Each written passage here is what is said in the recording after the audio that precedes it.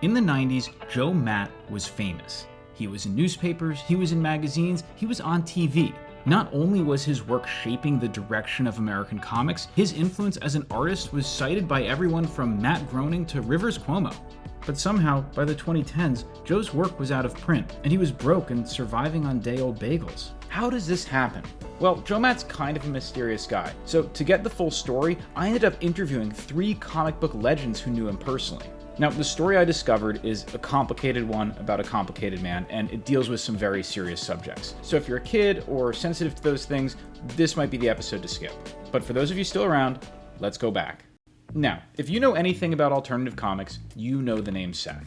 Seth is one of the most celebrated and beloved cartoonists of all time. But this story starts in 1985, when Seth was just a 23-year-old aspiring cartoonist. He was drawing a science fiction comic called Mr. X, but he didn't enjoy it. He was more drawn to strange, personal, and artistic works. And so it was that one day at the Dragon Lady comic shop in Toronto, he discovered a strange self-published comic that would change his life. And it had a little drawing of Batman and Robin on it, and it said, Batman, I think Robin's maybe eating a bunny, I'm not sure. And he says, I love the yummy fur. This comic was Yummy Fur, a self-published comic by the cartoonist Chester Brown. Now, if you know alternative comics, yes, that's another legendary name. But at this point, Chester was still printing and selling his comics himself on the streets of Toronto, where he'd been steadily building up a following. Yummy Fur is a hard comic to describe. It took the boundary-pushing aesthetics of underground comics, but added this surrealistic veneer, and generally focused on a character named Ed the Happy Clown. And yeah, it's really great, and you could see why Seth would gravitate towards it. And since they were both in Toronto, it was inevitable that the two would meet. We were both in the Silver Snail comic shop on Queen Street here in Toronto. And Bill Marks was there, and he was like, oh, you two should meet. So he introduced me and Seth. Chester was a very shy person, but I was always very talkative. So I immediately latched on to him because I thought, like, this guy is a talented cartoonist, and I was just starting out. This was definitely like social climbing or something. I knew this guy was good, and I wanted to be his friend. We had both been superhero comics nerds, throughout the 70s. But we also had similar interests as far as underground comics went. We both loved Crumb. This friendship would be monumental for both men. While of course it helped Seth to befriend the most talented cartoonist in town, the relationship benefited Chester as well. Seth got me thinking about art and what we were capable of doing in comics in a way that I hadn't been thinking of before. The two became fellow travelers on the road to revolutionize the comic medium. See, this was now the late 80s, and comics were still very much dominated by the mainstream superhero stuff. But a small group of artists were using the growth of the comic shop market to expand the boundaries of comics as an art form. This was an exciting period for work that was personal and came from one cartoonist perspective. This was the sort of work that we thought was really interesting. The funny thing about comics in that era was that you bought any comic book at all that looked even vaguely interesting. There was rarely anything flew under your radar in that point because there was just so little stuff coming out. But the thing was, when somebody great showed up, you noticed. You knew they were there. That's why when we first saw Joe's work in Snarf magazine, it was like, here's somebody good. So I've got it here, the 11th issue of Snarf. We probably picked up our copies at the same time, went home, read the issue, and I think almost immediately we were phoning each other like, hey, did you just read Snarf number 11? What did you think of that stuff by this guy Joe Matt? And we loved his work immediately. I just remember I was really crazy about it very quickly. The next issue came out pretty soon afterward, and it had another few pages by Joe. And this just fueled our interest in him because the next few pages were just as interesting as the ones in Snarf 11. He was a real cartoonist. You read 2 panels of Joe's work and you were into it. It's like the work had a kind of an interior drive to it. It was put together with like genuine skill and the cartooning. And then added to it was, I just thought it felt so fresh and daring at the time. He was willing to show himself in a harsh light. There's a strip in there about his obsession, or whatever you want to call it, with pornography. Who else was writing about that at that point in time? Joe would document his fights with his girlfriend Trish, his Catholic guilt, his sexual misadventures, but always in a fun and funny way. And while the idea of a neurotic autobiographical cartoonist examining their own flaws in a humorous way may sound like old hat, we have to remember that we are living in a post-Joe Matt world. Perhaps part of the appeal to Chester and Seth was the mystery of Joe's identity. Seth had assumed he was an older guy since he was being published alongside some of the aging underground comic types, but it soon became obvious that he was a young up-and-comer like them. Chester, in particular, loved Joe Matt so much that he would radically alter the course of his own career. Joe and Julie Doucette were influences on me. I was like, this is what these two are doing is the most exciting, interesting work that's being done in comics right now. Like I felt like my work seemed boring and uninteresting in comparison, and I wanted to do autobiographical work too. I remember this one night, I had just received a package of material from Julie, and that very night I just crafted an ending for the Ed the Happy Clown story so that I could wrap that up in Yummy Fur so that I could start doing autobiographical work in Yummy Fur. Even though we were talking about Harvey Pekar and Linda Barry and Robert Crumb before we even knew who Joe Matt was, it didn't make Chet want to do the work. I think there was something in what Joe did that made Chester want to do it, and I suspect, knowing Chester, because he's such a contrarian, it was the exposing yourself quality. He really, I think, was impressed that Joe was putting himself out on the line, and he thought, I want to do that too. And I think that's why Chester's essential works at that time were about like pornography and masturbation. You can see the delight he takes where he shows himself picking his nose and eating it. I was like, ew, Chad, like, why would you put that in a comic book? And he would love it. He loved that it got that kind of response. It's not something you're supposed to put in the comic book, so he would do it. The work that seemed the most interesting was the work that you were least inclined to want to reveal to the world. If you were sort of not talking about something or even keeping something a secret, then maybe that's what you really should be writing about. That's what Joe had done in his earliest work about pornography. And I looked at that and said to myself, yeah, that makes for a really interesting reading experience. I want to do the same thing. Chester's transformation here is pivotal in the history of alternative comics. These comics are among my most reread ever. They have this incredible power of letting you see our own world through the eyes of someone so very different. And these comics were embraced critically, and Chester's work would be an amplifier for this new breed of autobiographical comics that had been started by Joe Matt and Julie Doucette. And soon, Chester and Seth would finally get a chance to meet the man himself. Sometime in the summer of 1990, Joe made the trek into Toronto, and Seth and I were waiting for him at the train station, and we met for the first time. But before we get to that, let's go back and meet this mysterious man who'd been altering the course of comics with just a handful of strips. Let's meet Joe Matt. This is Matt Wagner. Again, you may know Matt Wagner better as the legendary writer and artist of comics like Mage, Grendel, and Sandman Mystery Theater, but in 1981, Wagner was just another art student at the Philadelphia College of Art, where he was taking classes with a guy named Joe Matt. We were both illustration majors because, of course, there was no comic book major. Most of the teachers on staff really looked down on comics. Comic fans were so few and far between. When you found one, you latched onto them and you talked, even if it was somebody you might not have dug that much. But Joe and I connected pretty quickly. We had a similar sense of humor where we made each other laugh quite a bit. And also, I was always not very judgmental of Joe. Joe was a quirky motherfucker, and it was easy for people to harangue him, to give him grief about shit. But he was also very charming. Like, you when you met Joe, most people kind of liked him right away. And then he'd say something strange, and the room would go silent for a second or two, you know. And of course, notoriously cheap. We'd go out, and he'd say, all right, in the next half hour, I'm going to find money.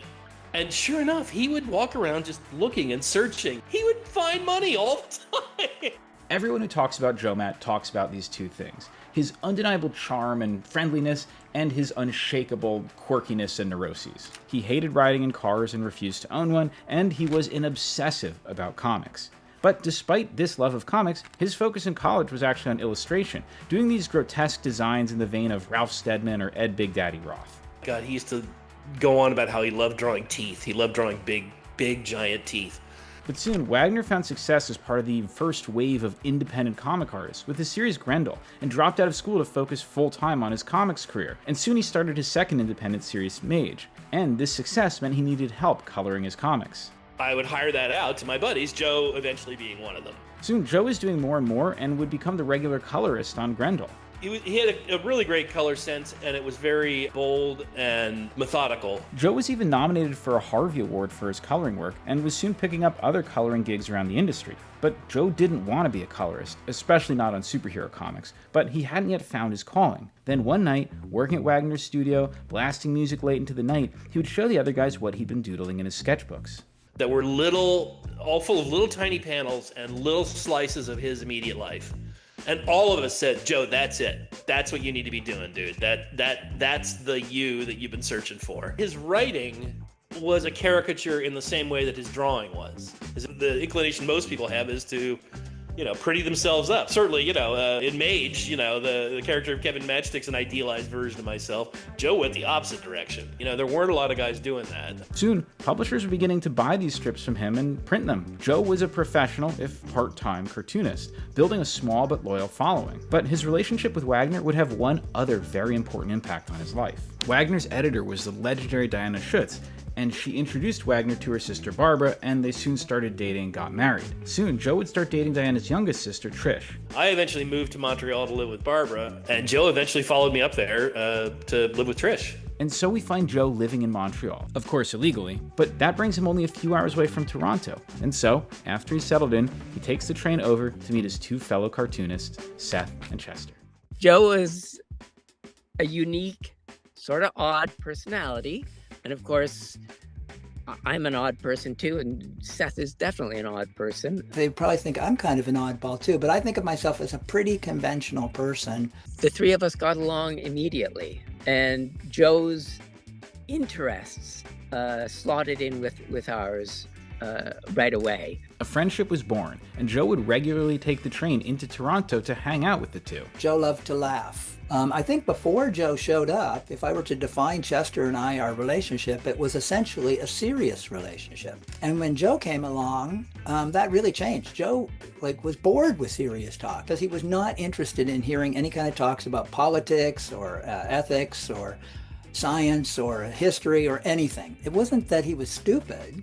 It was that literally he never paid any attention to anything serious. He was a great cartoonist because it's the one thing he took seriously. The three became like brothers, developing a deep bond over their desire to shake up the comic industry. Joe was very charming.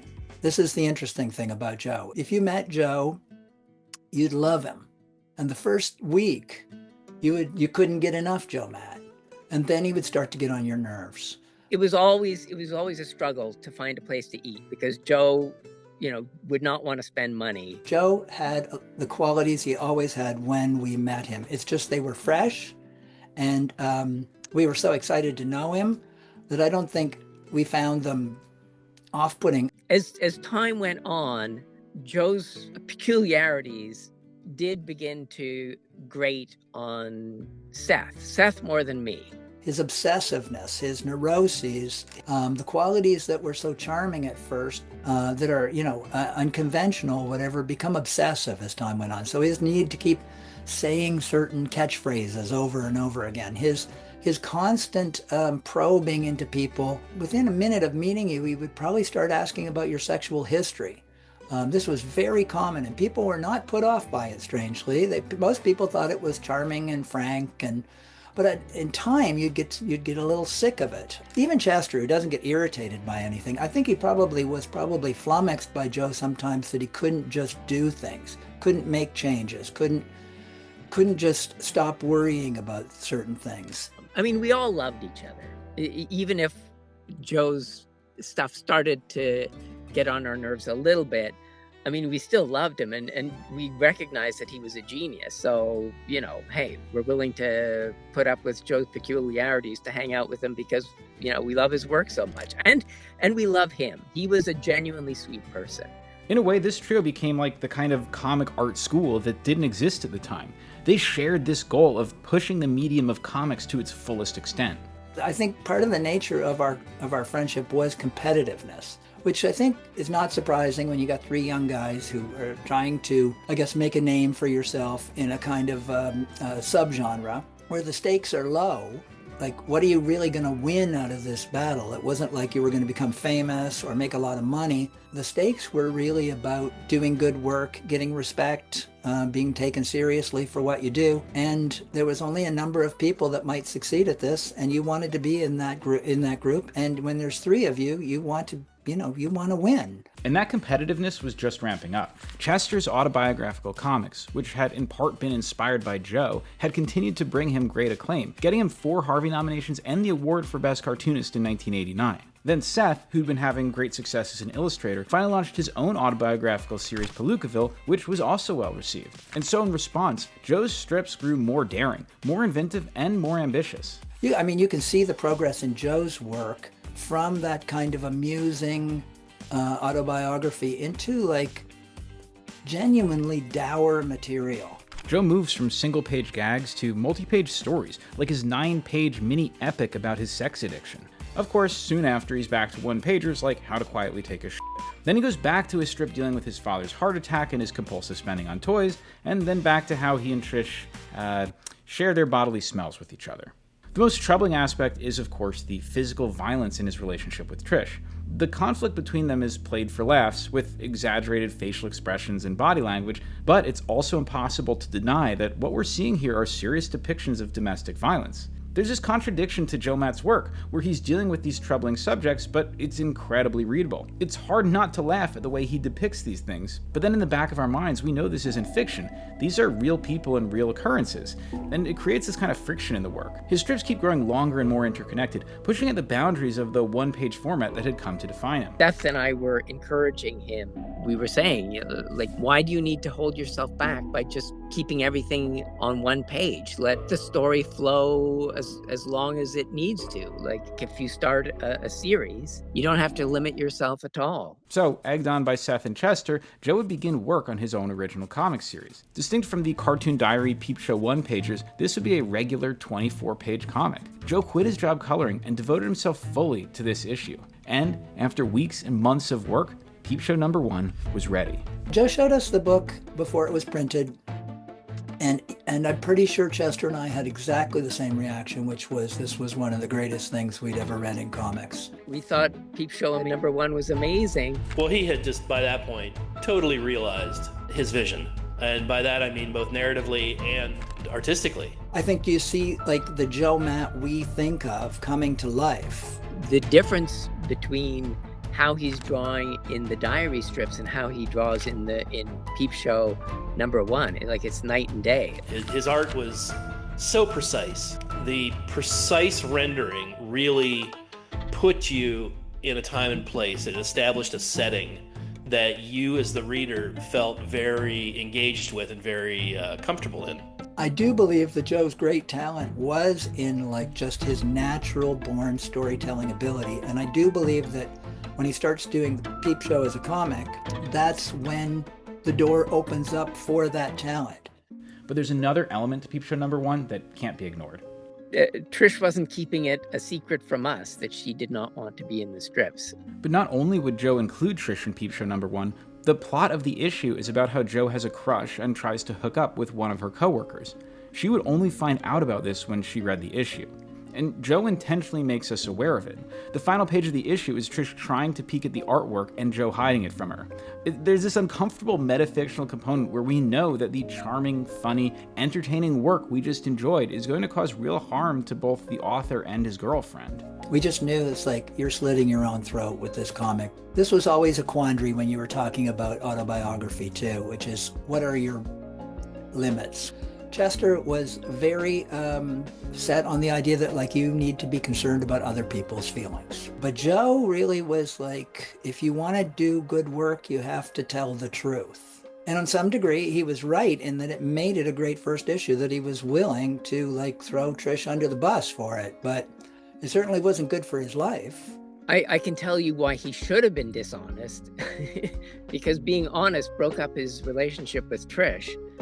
I almost feel a sense of guilt about that relationship ending, because coming to Toronto and being involved with Chester and I really amped up his desire to tell the truth in a comic story and to do the kind of work he was doing.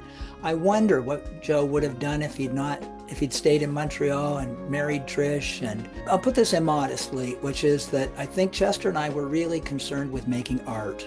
I don't think Joe really was that thinking about art so much. It's coming here that made him like aim higher. Aiming higher, unfortunately for Joe, meant alienating people around him. Joe was willing to sacrifice his longest and most serious relationship to entertain us, the readers. Further, there are more depictions of the physical violence between Joe and Trish. The black eye that he shows in the comic book, what I saw in real life looked a bit uglier than what is depicted in the comic book. It was more than just a black eye. There were severe scratch marks, and Joe would talk about how Trish was hitting him, but he never ended up looking like she looked the day following that incident. Seeing the depths that their relationship had kind of sunk to was certainly shocking for both me and for my wife, who was Trish's sister. I could say that I think with some certainty that I don't think he had a physically abusive relationship with any other woman he was involved with after that. Once again, this is the duality of Joe Matt's work, and perhaps Joe Matt himself. On the surface, it's charming, it's funny, it's quirky, but all that serves to mask a hidden darkness. We're forced to confront that popular question: do you have to be a good person to make good art? And this isn't an artist who makes mainstream art while hiding a sordid personal life. The work itself asks us to look at all of his misdeeds and see if we can still find empathy. Is there even a part of us that relates to him?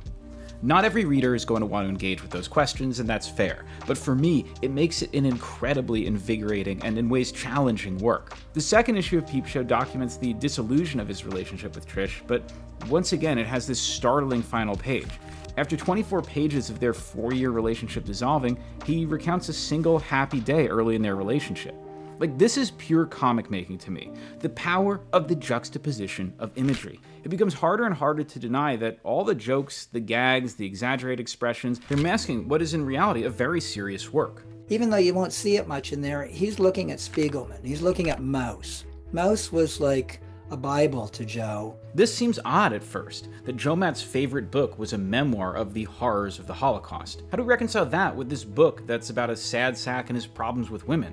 A book that is far more Seinfeld than Schindler's List. But it's this sublimated ambition that makes Peepshow so powerful. I think Joe is massively underrated because of the fact that his work is very entertaining. I think there's a tendency we have in the West, especially strong in comics, to mistake serious subject matter for serious work. Often the two go hand in hand, but Joe Matt was showing us that just because something is funny, light, and not about a social or political upheaval doesn't mean it can't be revealing about the human condition. Joe's work was incredibly well received and made him into an indie star. The first few issues would be collected in a graphic novel called The Poor Bastard and would solidify his reputation as one of the leading voices in alternative comics. He'd be nominated for the Eisner 3 years in a row. He was always fairly uncomfortable with fame, him being such an introvert in so many ways. And of course, he's one of those introverts that, they crave the attention, and then when they get it, they want to run and hide in a corner, In fact, all 3 of the friends had become hitmakers. Seth's It's a Good Life If You Don't Weaken, and Chester's 2 autobiographical stories about his childhood had made them all household names, if your household already owned a copy of Maus. In addition to numerous magazine profiles, Joe even did a single video interview I could find, which is a real treat. I'm more of a voyeur than an exhibitionist, and I think I'm trying to produce a product that I would enjoy reading, you know. So are you making a living off of Peepshow? Yeah, but You are? But my living is very meager. I don't know anyone that would want to live off of live it? like I do. This is an important point. While they had critical fame, there was no money in what they were doing. Joe was still living in a single-room boarding house, searching the streets for change, eating frugally, and walking everywhere. He refused to get a real job or do any illustration work. His entire existence was focused on making comics. But in his search for truth, with every issue he made, he alienated more people in his life. Joe had devoted his life to comics, but in many ways, his comics were destroying his life. Partially to avoid creating any more conflicts in his life, and partially inspired by Chester's stories about his childhood, Joe would shift the narrative of Peepshow to focus on his own early years. He continues to push himself artistically, to try and refine his style and approach to cartooning even further, to make it perfect, more elemental. He was a perfectionist. You're always trying to boil things down to make things simple. There's a kind of minimalism involved in good cartooning that Joe was working his way towards. He was obsessively interested in the line quality, and so every line he put down, he had to fix up. Oh my God, he was crazy for whiteout. Yeah, there was any little tick out of whack, it would just drive him crazy. And part of that is his OCD nature. It's funny because Joe's work doesn't look like the kind of work that involves perfectionism. It has a lively, hand-done feel. It's like it doesn't look sweated out. But of course, that's often misleading with cartooning, of course. He had built up this idea of the perfect ink line in his mind. But achieving that perfect ink line was difficult for him. And, he would put off doing the inking. This perfectionism, this procrastination, would rear its head in another distinctive Peepshow feature: slowness. While the first 3 issues of Peepshow had come out in a single year, the 4 issues of Fair Weather would take almost 3 years to complete. And while the work was well received, this is still more Joe Matt we're talking about, it was certainly a lesser achievement than The Poor Bastard. Joe was a master cartoonist. Anything he did was going to be good. Fair Weather is still a good book. It just didn't hit as hard. Chester and I both kind of agreed that it was not his best work. And I think the reason it wasn't his best work is that it wasn't visceral. It was a bit bloodless compared to the passion he felt to write the other kind of work. And so, in Peepshow number 11, Joe returns to the present day to start a new story arc called Spent.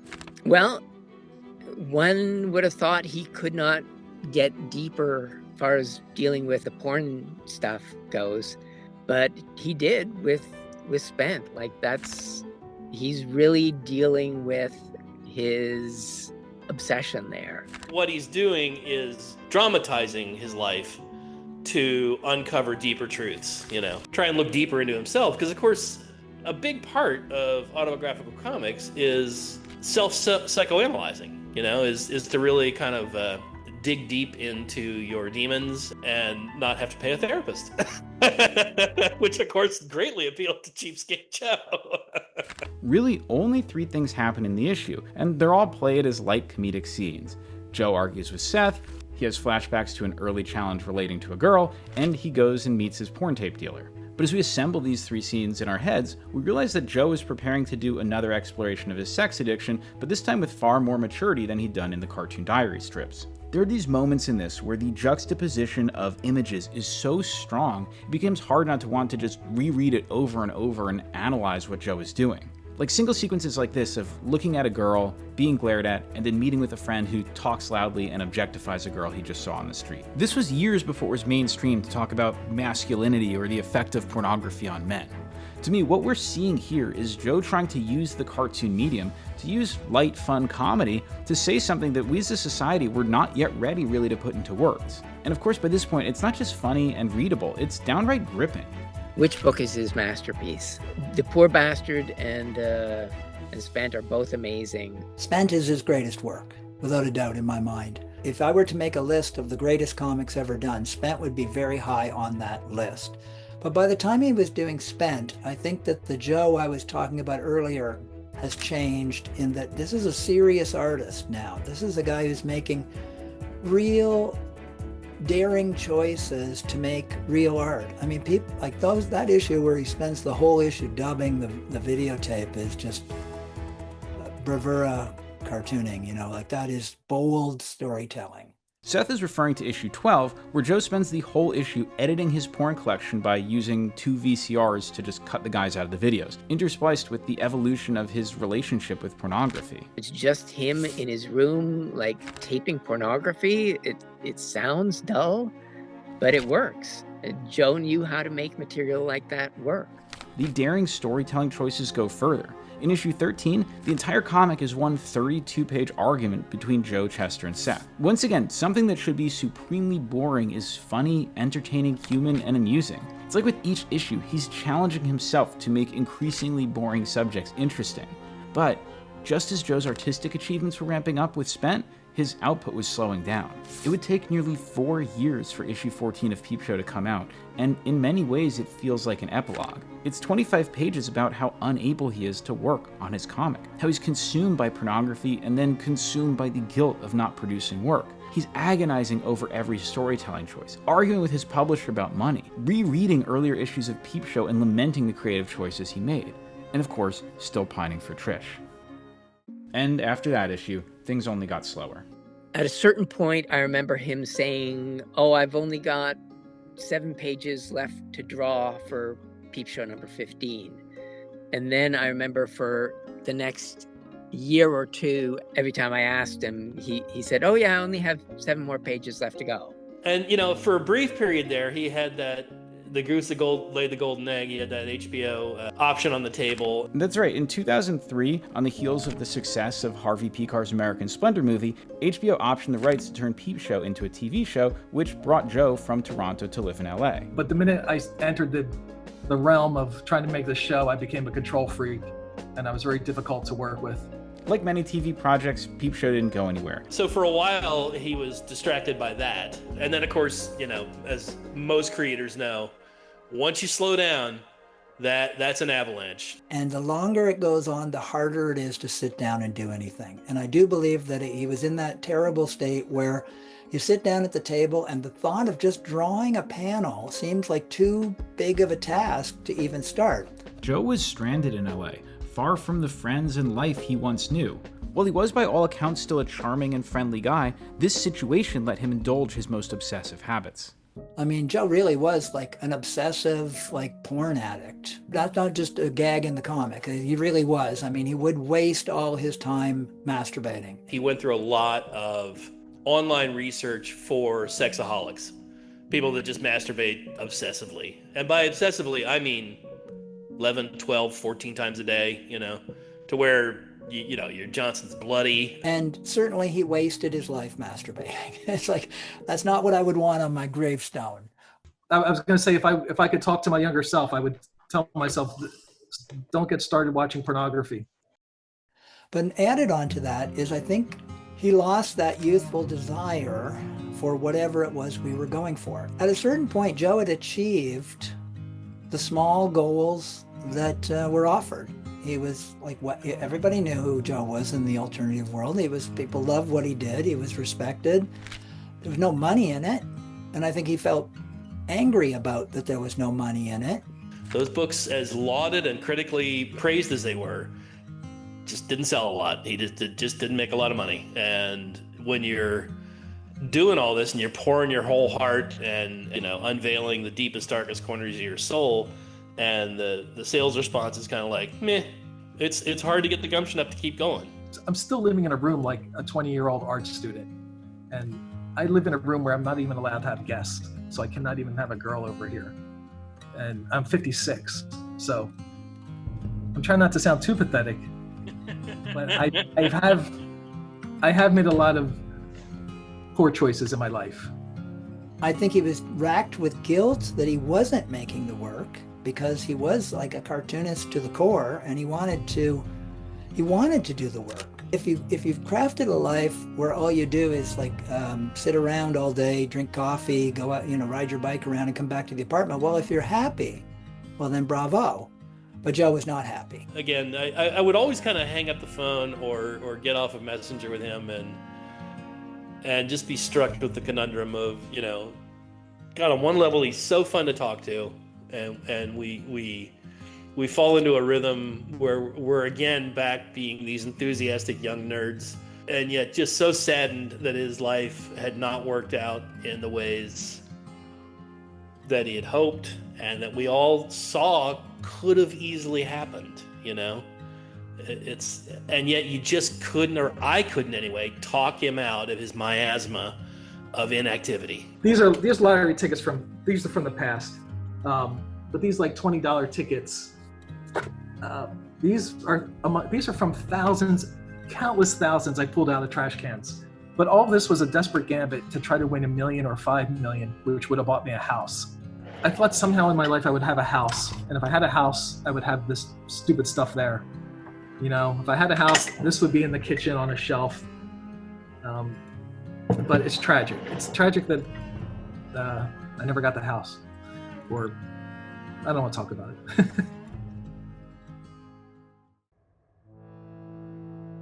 The longer you take, your audience is going to forget you. They're going to move on to other things. Or somebody's going to come along that's doing your same shtick and fill the hole that you left, which, yes, definitely happened. Things move fast in comics, and a couple of years, and people, they think of you in the past.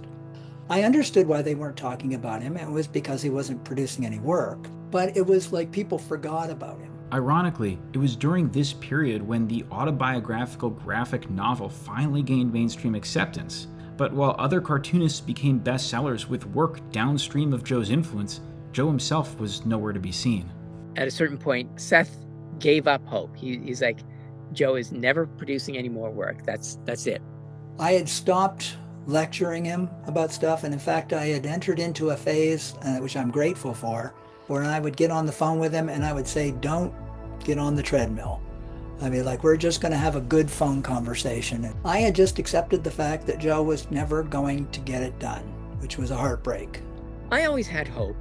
Late 50s, that's not that old. Like, Joe could have another 10, 20, 30 years to go.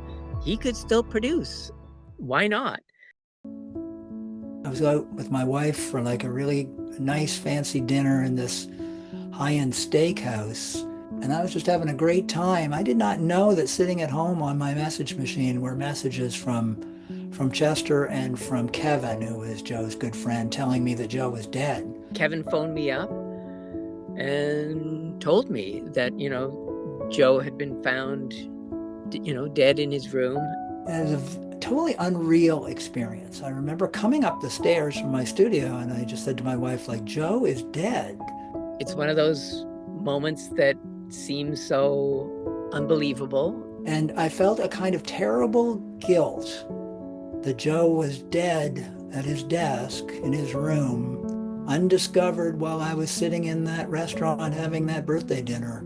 It added a kind of a layer of poignancy to it that bothers me. I've certainly known, it's not my first experience with death, but Joe was my, no.